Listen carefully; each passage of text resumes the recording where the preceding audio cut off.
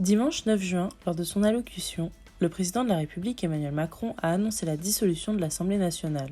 Cette décision est une conséquence des résultats des élections européennes, qui ont placé la liste du parti présidentiel en deuxième position, avec un retard de plus de 16% sur la liste du Rassemblement national, arrivée en tête. Cette dissolution de l'Assemblée nationale entraîne l'organisation d'élections législatives anticipées. Les électeurs français seront donc appelés à se rendre aux urnes le 30 juin pour le premier tour et le 7 juillet pour le second, afin d'élire leurs nouveaux députés. Quels sont les différents scénarios possibles à l'issue de cette élection ? Comment pourrait se dérouler une cohabitation ? Focus t'explique tout ça en dessin. À l'heure actuelle, 3 scénarios semblent se dessiner à l'issue des élections législatives anticipées. La coalition présidentielle Ensemble, qui regroupe les 3 groupes politiques Renaissance, Horizon et Modem, pourrait conserver une majorité à l'Assemblée nationale, permettant ainsi à Emmanuel Macron de garder Gabriel Attal comme Premier ministre ou de nommer un autre Premier ministre de son bord politique. Arrivé en tête aux élections européennes, le Rassemblement national pourrait obtenir la majorité des sièges de députés. Emmanuel Macron n'aurait d'autre choix que de nommer un Premier ministre du parti d'extrême droite. Marine Le Pen a d'ores et déjà annoncé que cette place reviendrait à son poulain Jordan Bardella.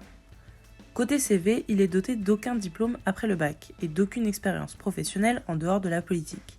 Il deviendrait Premier ministre à 28 ans et serait chargé de constituer un gouvernement. Très proche du RN dans les sondages, une arrivée en tête du nouveau Front populaire, la coalition des partis de gauche, est probable, rassemblant entre autres la France Insoumise, le Parti Socialiste, le Parti Communiste et Europe Écologie Les Verts. En devenant majoritaire à l'Assemblée nationale, les partis de gauche se mettront d'accord afin de choisir un Premier ministre.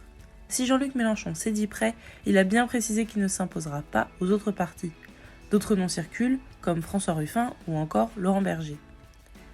Si l'un de ces 2 derniers scénarios se produit, avec la nomination d'un membre de gauche ou de Jordan Bardella comme Premier ministre, un système de cohabitation se mettra alors en place avec le président Emmanuel Macron. Ce serait la 4e cohabitation de la 5e République, 25 ans environ, après celle de Jacques Chirac et Lionel Jospin. Durant cette période, le pouvoir exécutif est partagé.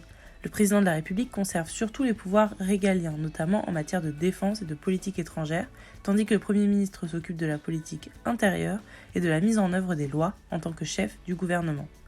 Cela empêche la paralysie complète du pays et du Parlement, mais peut rendre le travail parlementaire plus long et certaines décisions difficiles à prendre en cas de désaccord.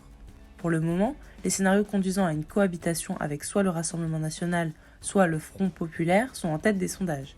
Face à un scrutin local, rien n'est joué pour autant. Quels choix feront les Françaises et les Français ? Vos votes, les 30 juin et 7 juillet prochains, auront à coup sûr des conséquences importantes pour l'avenir de notre pays.